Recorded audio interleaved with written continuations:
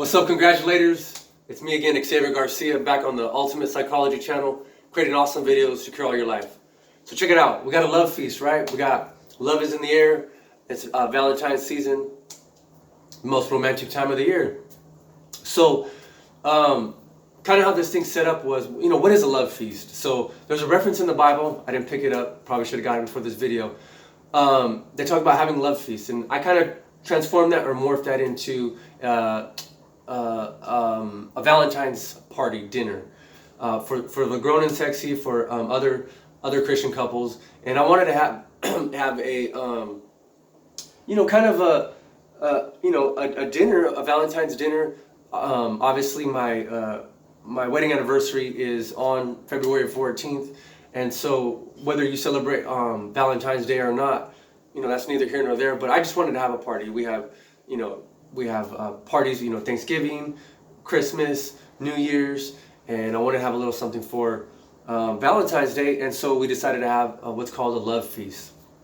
So we invited 4 of our Christian couple friends. Only 3 of them were able to make it. The other couple has a newborn, so bless them and with all that. And so we're not like have all the money and all that in the world. So what we did, we decided to have a potluck. And basically we wanted to honor our marriages, celebrate our marriages, and we know that we love our marriages and that God loves our marriages, and we just wanted to bring that into a party. So we sent out the invite a few months prior to the event. This took place last weekend, depending on when you're watching this video. And it was a beautiful event. We got a little made a little graphic invitation on Canva, saved the date, and then a few weeks before the actual event, we updated the photo in like a group text, and decided everybody what they were going to bring, and it was a hit. We had people come over. We supplied. We originally wanted to have some fish for dinner, but we went with the spaghetti. It fit the budget better, and it also is romantic, right? You think of Lady and the Tramp. So we had that. We had some asparagus. That's also good for the libido and things like that. So you want to get those, aphrodisiac, romantic emotions going on, because at the end of the feast part, we were going to go into some games that also facilitated, enhancing our marriages. So, a couple brought over a great, magnificent cheese board. Another couple brought over an awesome salad, and so everyone brought in a little something. And as soon as we had the music playing. So basically, I'm gonna try to let you know how we set up our structure, and then maybe you can duplicate it, copy it in your own lives, and receive the blessings that comes from it. Because it brought not only our marriage closer together, but the couples of the other individuals. They were thankful. Obviously they're cool, awesome people and couples themselves, so they made the party that much better. So we had our feast. We had the music playing. We had some R&B classics and just some other great romantic music, Spanish guitar, and we kind of made a playlist and let those things play when the people came in. We had them, offered them a glass of wine, and it was just a beautiful, entertaining evening. My wife was real giddy about it because she wanted to go tacky this year. She was like, "Okay, we can be tacky." We went out to the dollar store, 99-cent store, bought all the bunch of tacky stuff, and our whole apartment here is full of all kinds of just cheap decorations. But it's fun and it's festive, and it's a thought that counts. We're being playful with it, and again, having fun. So there's hearts everywhere and all that good stuff. So they would come in, and after everybody came in, we prayed. We said like a dinner prayer, and asking God to bless our marriages. And so we had that. Enjoyed the food. It was kind of free for all. Everyone just eating, having a good time. Music's playing in the background. We also had the candles out, so it was kind of a candlelit dinner. We wanted to set kind of a romantic theme and a romantic tone to the evening. And so once we transitioned from that, and there's no hardcore focus on the dialogue during the eating portion of the evening of the event, because we wanted just things to flow naturally, let the Holy Spirit guide us. And if someone went off on a tangent and wanted to talk about cars, we go talk about cars, or finances, we do that, or whatever anyone else wanted to talk about, because I knew we were going to focus later on after the dinner. So we just allowed ourselves to be ourselves, be comfortable, and get into that place where we can open up and share. And so once we got there, we're ready to transition. We moved over there to the living room, and we kind of broke off in sections. And so we wanted to have just a few games. So a real quick, easy game that we played, and you can play any kind of games that you want to play, whatever inspires you or you feel that would best complement your attendees. And this is something we want to do every year. So again, our anniversary is on Valentine's Day, and to do it like 2 weeks before, because usually people go out, if Valentine's is during the week, people go out the weekend before. So we didn't want to intrude on people's personal Valentine's celebration, but to have it so that the 2 or 3 weeks surrounding the holiday just gonna be romantic, love filled.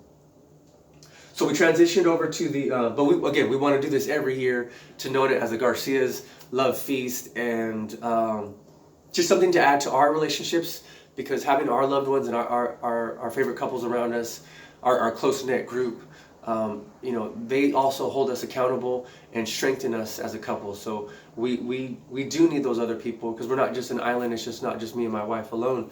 We do life with these people, with these other couples, and so we all benefit from each other. So it'd be nice to add more couples as we grow and get larger, get a bigger home, get a bigger house.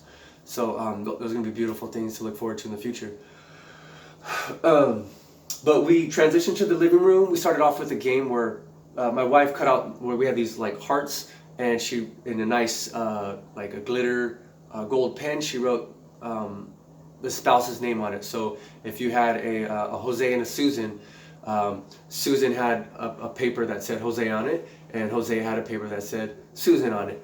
And so we would take some time out, and you would write like forget the name of it, but so he would write S for Susan, would mean like super, and A would be awesome, or S would be sexy, or whatever, so on and so forth. So we'd write that, and then we would share that with the rest of the group, what each person wrote. And we challenge each other to be creative. Those are some generic words I just used. I don't remember exactly what they used. And but we asked each other to challenge each other to be creative and of course fun, and we would share it. So you get to see how your other person views you as. We didn't do it for time. We did it for something that's a heartfelt way of expressing your love. So we transitioned from that. That was a real easy one.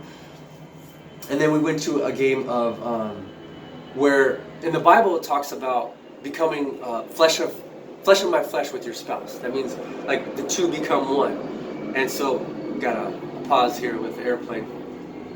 Let me scoot closer so I can talk louder.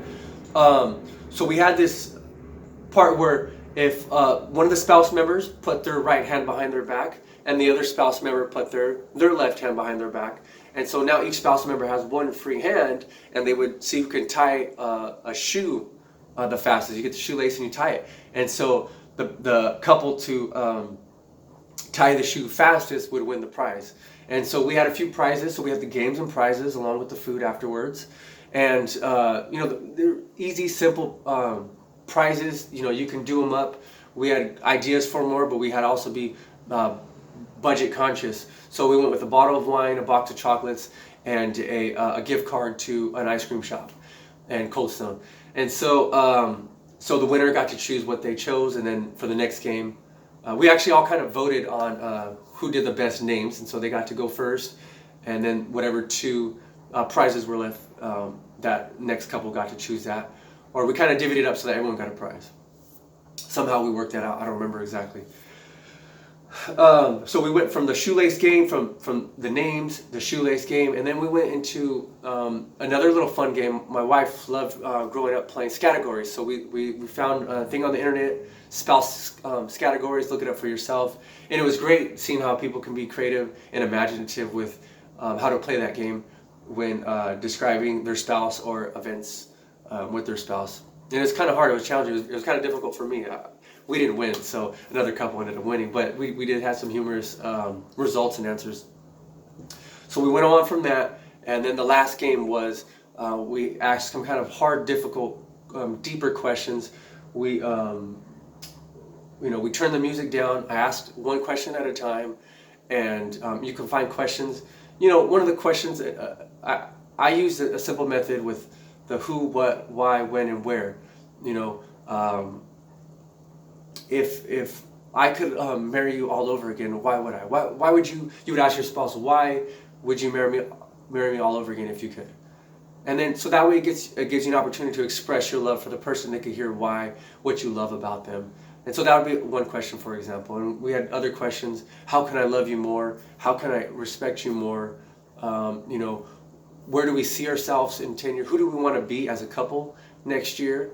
Who do we want to be as a couple, in 10 years from now? So we allowed ourselves some times, and these were kind of some of these questions are intimate questions. So if a couple wanted to share their answers after we answered the question, that we could. But usually I asked the question, and then after, when we broke off, when everyone was sharing their answers amongst themselves, couple to couple, spouse to spouse, then we turned the music up so other people couldn't hear what they were talking about. And some of the couples went pretty long. There was a long dialogue. So the whole event probably took like 3 or 4 hours.